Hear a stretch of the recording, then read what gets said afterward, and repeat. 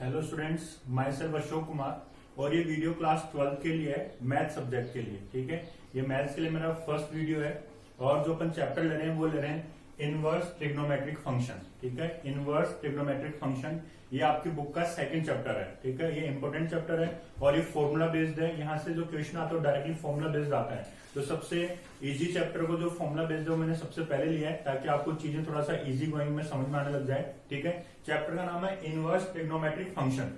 तो सबसे पहले अपन इसको अलग अलग डिसाइड करते हैं, इसको अपन अलग अलग एक्सप्लेन करते होता क्या है। सबसे पहले अपन देखते हैं कि इनवर्स क्या होता है। ठीक है, वैसे तो आप लोग 11th क्लास में पढ़ चुके हो कि इनवर्स क्या होता है, ट्रिग्नोमेट्रिक क्या होता है, फंक्शन क्या होता है। बट मैं आपको एक बार दोबारा बता देता हूँ। इनवर्स फंक्शन क्या होता है कि सपोज दैट आपके पास कोई भी एक फंक्शन है एफ एक्स बराबर वाई।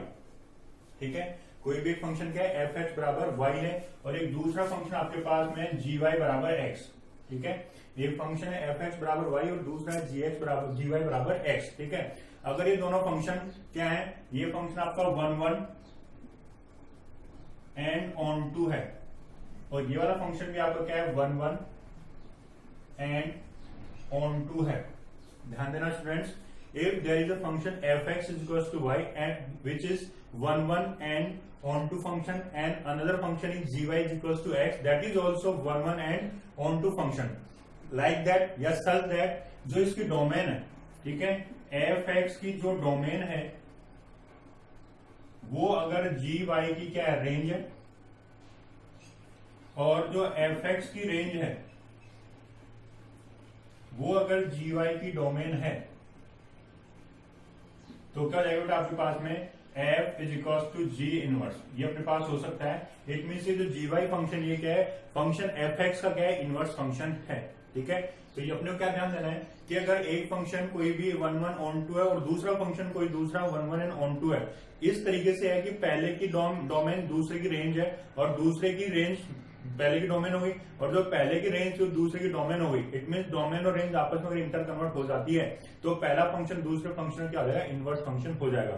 तो अपन स्टूडेंट इसको ऐसे लिख सकते हैं, if f x is equal to y, if f x is equal to y, तो यहां से क्या जाएगा x is equal to f inverse y. ये क्या हो गया आपका एक इनवर्स फंक्शन हो गया f inverse y is equal to x. ठीक है, तो ये क्या हो गया आपका इनवर्स। इनवर्स मतलब क्या, कोई भी एक फंक्शन है तो उसकी अपने क्या किया, रेंज और डोमेन को क्या कर दिया, इंटर कन्वर्ट कर दिया। दूसरा अपने पास आता है ट्रिग्नोमेट्रिक। तो ट्रिग्नोमेट्रिक अपन 10th क्लास से पढ़ता है।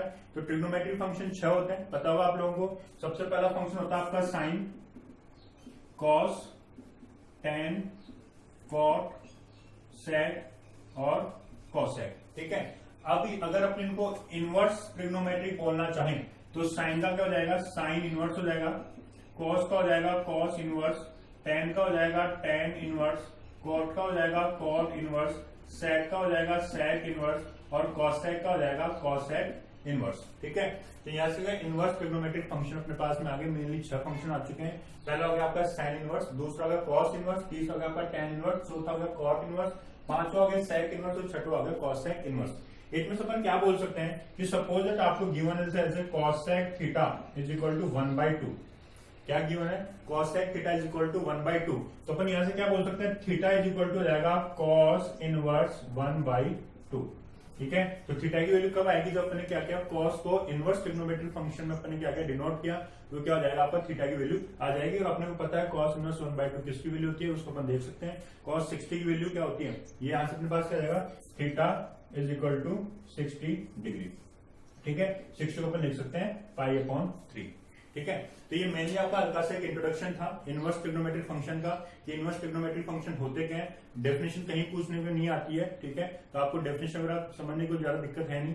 आपको इतना सा देखना है कि अगर आपका कोई भी एक फंक्शन एफ एक्स है और वो 1 1 और ऑन टू है और दूसरा फंक्शन आपका जी एक्स है और जी वाई है और वो भी क्या है 1 1 और ऑन टू है और इस तरीके से है कि दोनों की रेंज और डोमेन इंटर कन्वर्ट है, मतलब जो फंक्शन एफ एक्स रेंज है वो क्या है, जी वाई की जो आपकी डोमेन होनी चाहिए और जो आपकी एफ एक्स की डोमेन है वो जी वाई की रेंज होनी चाहिए। तो दोनों फंक्शन क्या होते हैं, एक दूसरे के इनवर्स होते हैं। अगर ट्रिग्नोमेट्रिक लेना है ये तो क्या आपके trigonometric function sine, cos, tan, cot, sec और कॉसेक, और ये होगा आपके inverse trigonometric function sine inverse, cos inverse, tan inverse, cot inverse, sec inverse और कॉसेक इनवर्स। ठीक है, तो स्टूडेंट्स ये हो गया आपका इंट्रोडक्शन। अब इसके बाद मैं आपको कुछ फॉर्मूले लिखूंगा बोर्ड पे, वो फॉर्मूले आपको उतारने हैं। मैं आपको सबसे पहले इनकी रेंज, जो भी इनवर्स ट्रिग्नोमेट्रिक फंक्शन है उनकी रेंज और डोमेन बताऊंगा, वो आपको नोट डाउन करनी है, आपको याद करना है। और कुछ फॉर्मूले हैं 15 से 20, वो आप नोट डाउन करके उनको याद करेंगे, तभी जाके आपका एक चैप्टर क्या होगा, आपको इजी गोइंग में समझ में आएगा, अदरवाइज आपसे क्वेश्चन नहीं हो पाएंगे।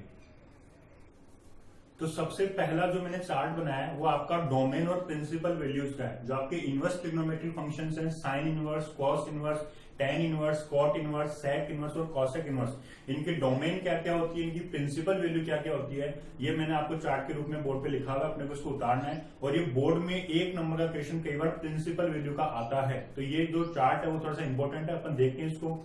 सबसे पहले मैंने लिखा है इनवर्स फंक्शन। तो इनवर्स फंक्शन हो गया आपका साइन इनवर्स, कॉस, ये मैंने आपको बता दिए थे। यहाँ पे मैंने डोमेन लिखी है कि साइन इनवर्स की डोमेन क्या होगी, कॉस इनवर्स की क्या होगी, और यहाँ पे मैंने प्रिंसिपल वैल्यूज को राइट डाउन किया है। अपन एक एक चीज को देखते हैं। अगर आपका साइन इनवर्स, इनवर्स फंक्शन क्या है, साइन इनवर्स है। साइन इनवर्स की जो डोमेन होती है वो होती है आपकी -1 से 1, ठीक है। यहाँ पे दोनों पे क्या है, बिग ब्रैकेट है। बिग ब्रैकेट का मतलब क्या होगा, -1 और 1, ये दोनों वैल्यूज क्या इंक्लूड होंगी। ये आप लोग शायद 11th क्लास में अच्छे से पढ़ चुके होंगे, तो एक्सप्लेन करने की जरूरत नहीं है। इतना से याद रखना है कि साइन इनवर्स जो फंक्शन होता है उसकी डोमेन क्या होती है, -1 से 1, ठीक है। और इसकी जो प्रिंसिपल वैल्यू होती है वो क्या होती है, -π/2 से π/2 के बीच में आती है। आपने देखा होगा 11th क्लास में 2 तरह की वैल्यूज होती हैं, एक होती है जनरल वैल्यूज और एक होती है प्रिंसिपल वैल्यूज, ठीक है। अपने वहां पे उस एक्सरसाइज को अच्छे सॉल्व भी किया था और देखा था अपन ने कि जो जनरल वैल्यूज होती है वो nπ ± y या 2n + 1 ± y, इस तरह की कुछ वैल्यूज थी, साइन, कॉस और कॉट की, टेन की, अपन देखा था वहां पे।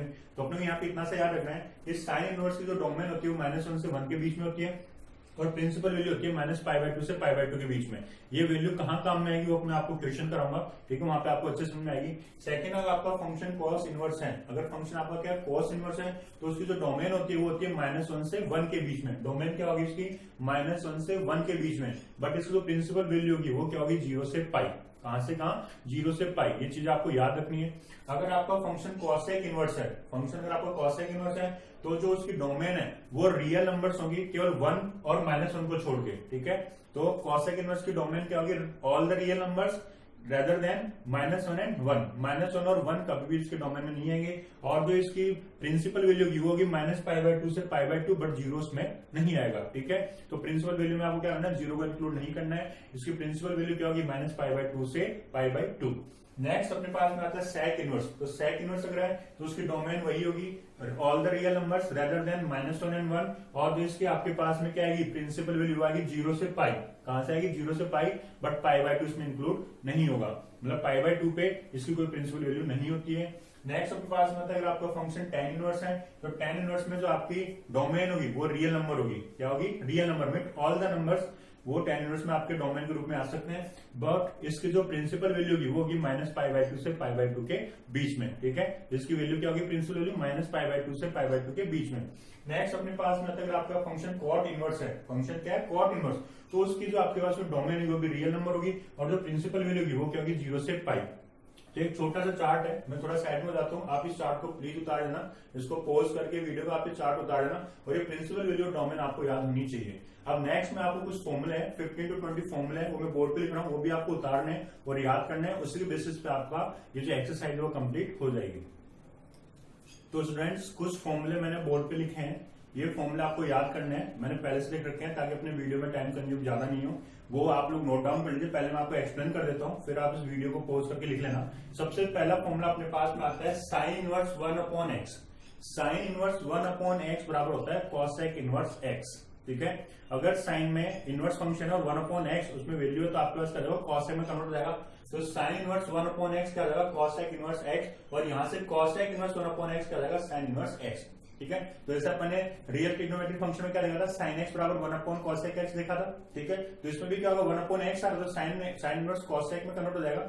तो साइन इनवर्स 1/x बराबर cosec इनवर्स x और cosec इनवर्स 1/x बराबर साइन इनवर्स x। इसी तरीके से tan इनवर्स 1/x क्या होगा, cot इनवर्स x, और cot इनवर्स 1/x क्या हो जाएगा, tan इनवर्स x। इसी तरीके से sec इनवर्स 1/x क्या होगा, cos इनवर्स x, तो cos इनवर्स 1/x क्या हो जाएगा, sec इनवर्स x। ये 6 फॉर्मूले आपके लिए बिल्कुल इजी है। साइन इनवर्स 1/x है तो cos इनवर्स x हो जाएगा, tan का cot में अगर 1/x में वैल्यू आ रही है तो, ठीक है, और cos का sec में हो जाएगा। तो यहाँ तक 6 फॉर्मूले आपके इजी वे में आ जाएंगे, ठीक है। नेक्स्ट आपका आता है साइन इनवर्स माइनस का x।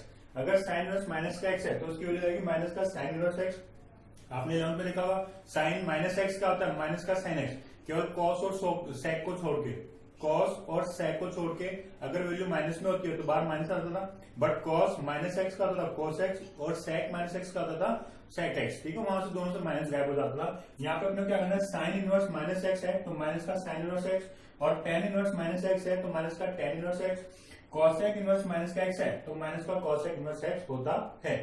बट अगर कॉस इनवर्स माइनस का एक्स है, बट कॉस इनवर्स माइनस का एक्स है तो पाई माइनस का कॉस इनवर्स एक्स होगा। स्टूडेंट्स ध्यान दीजिए, यहाँ पे अगर कॉस में वैल्यू है कॉसेक कॉस माइनस मतलब कॉस इनवर्स माइनस एक्स है तो पाई माइनस का कॉस इनवर्स एक्स हो जाएगा। अगर सेक इनवर्स माइनस का एक्स है तो पाई माइनस का सेक इनवर्स एक्स हो जाएगा, और कॉट इनवर्स एक्स है तो पाई माइनस का कॉट इनवर्स एक्स हो जाएगा। अब देखो यहाँ पे कुछ आइडेंटिटीज है, साइन इनवर्स एक्स प्लस का कॉस इनवर्स एक्स बराबर क्या होगा, पाई बाई 2। वहां पे क्या था, sine square theta plus cos square theta बराबर 1, लेकिन इनवर्स है तो जाएगा sine inverse x plus cos inverse x बराबर पाई बाई 2। नेक्स्ट है टेन इनवर्स एक्स प्लस का cot inverse x is equal to pi by 2।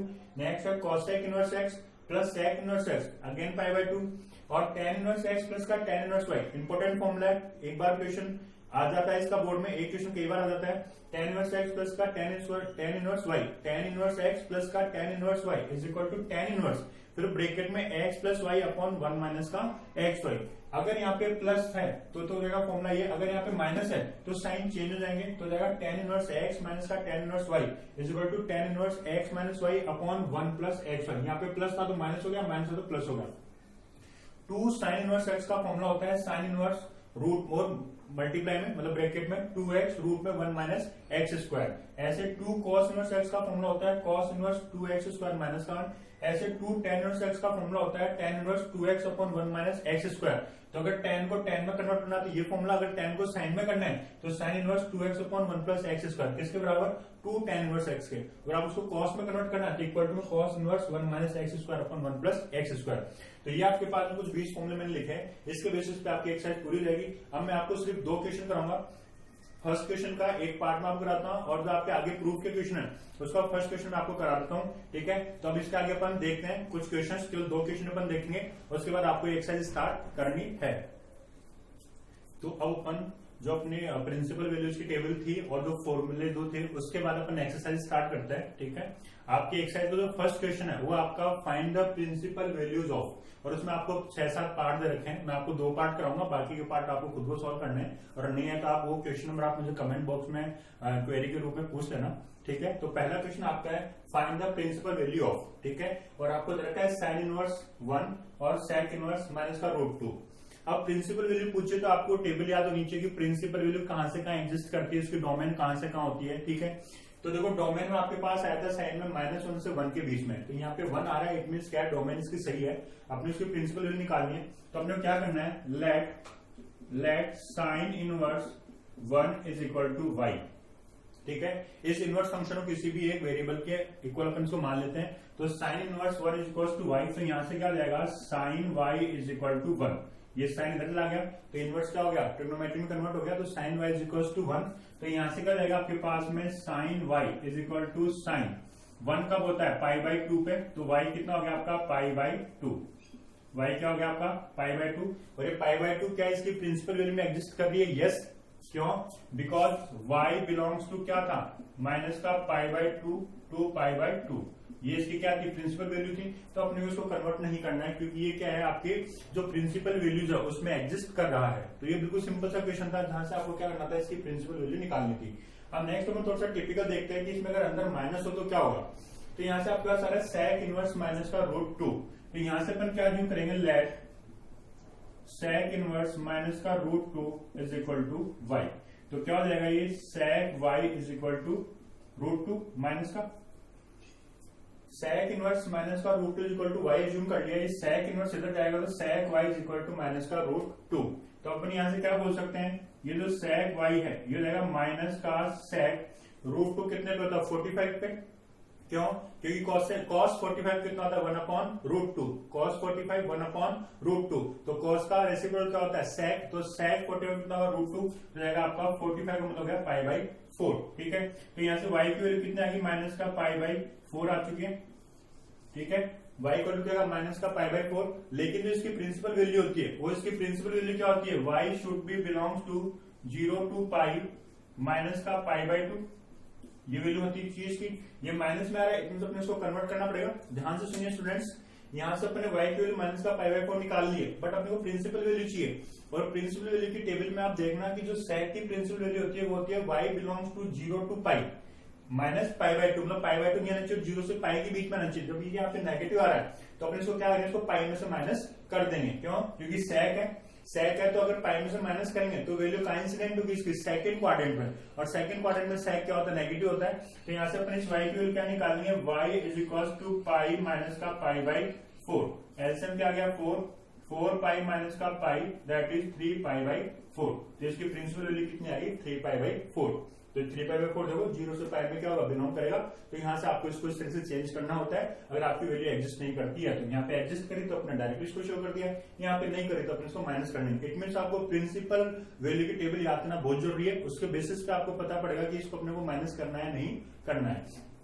Next, इस first question के पार्ट्स को करने के बाद आपके कुछ क्वेश्चन है 2 to 8, 2 से 8 है, 2 से 10 जो भी क्वेश्चन आपके वो प्रूफ दैट के हैं। वो प्रूफ दैट के क्वेश्चन आपके फॉर्मुले बेस्ड है, आपको फॉर्मुले याद होंगे तो आप तो सॉल्व रहेंगे। मैं आपको एक क्वेश्चन करा लेता हूं ताकि आपको हेल्प मिल जाए, थोड़ा सा हिंट मिल जाए। तो आपके पास में proof that tan inverse 17/19, proof that tan inverse 17/19 minus tan inverse 2/3 is equal to tan inverse 1/7 आपको प्रूफ करना है। तो अपन इसको कर लेते हैं LHS। LHS क्या होगा स्टूडेंट्स, आपका tan इनवर्स 17/19 माइनस का tan इनवर्स 2/3। देखो ये फॉर्मूला क्या हो गया, tan इनवर्स x माइनस का tan इनवर्स y। तो यहां से आपको लिखना पड़ेगा because tan inverse x minus का tan inverse y is equal to क्या होता है, अभी मैंने आपको बताया था tan inverse x minus y upon 1 plus xy। ठीक है, इसको अपन आइडेंटिटी काम लेंगे। यहां से LHS बराबर क्या रहेगा, ये हो जाएगा आपका tan इनवर्स x की वैल्यू कितनी है 17/19 माइनस y की वैल्यू कितनी है 2/3 डिवाइडेड बाय 1 प्लस 17/19 इंटू 2/3। ठीक है, केवल अपने वैल्यू रखी है, x की जगह दिस और y की जगह दिस, इसकी वैल्यू को रखे। अब सिंपल आपको एलसीएम लेके सॉल्व करना है इसको। तो यहां से क्या जाएगा is equal to tan inverse, यहाँ पे एलसीएम क्या जाएगा 19 3 कितना 57, 19 3 कितना हो गया 57। तो 19 3 57, तो 17 3 51 माइनस 3 से ये क्या जाएगा 19 टाइम्स जाएगा, तो 19 2 38 डिवाइडेड बाई जाएगा आपका 1 प्लस 34/57। ठीक है स्टूडेंट्स, बिल्कुल सिंपल कैलकुलेशन है, आप कर लेना इसको। तो यहां से आपके पास जाएगा tan इनवर्स, ये आपका आ गया एलसीएम 57। ठीक है, और 51 में से 38 गया, 51 से आप 38 माइनस कर लो, 58 38 51 में से तो 11 में से 8 किया तो 3 बच गया आपका, और ये बच गया आपका कितना 1, कितना आ गया 13/57। यहाँ पे एलसीएम आपका आ गया 57, तो जाएगा आपका 57 प्लस का 34। ठीक है, तो स्टूडेंट देखिए यहाँ पे जाएगा आपका tan इनवर्स, ये हो गया 13/57 डिवाइडेड बाय, ये जाएगा आपका 91/57। 57 से 57 कट गया, तो मैं इसको यहां लिख देता हूं, इज इक्वल टू में आपके पास आ जाएगा tan इनवर्स दैट इज 13/91। ठीक है, 13/91, 13 1 13 और ये 7 टाइम्स हो गया आपका tan inverse 1/7 that is RHS। तो इस तरीके से आपका फॉर्मूला रख के आप सॉल्व करना। होप आपको समझ में आ गया होगा। Thank you for watching.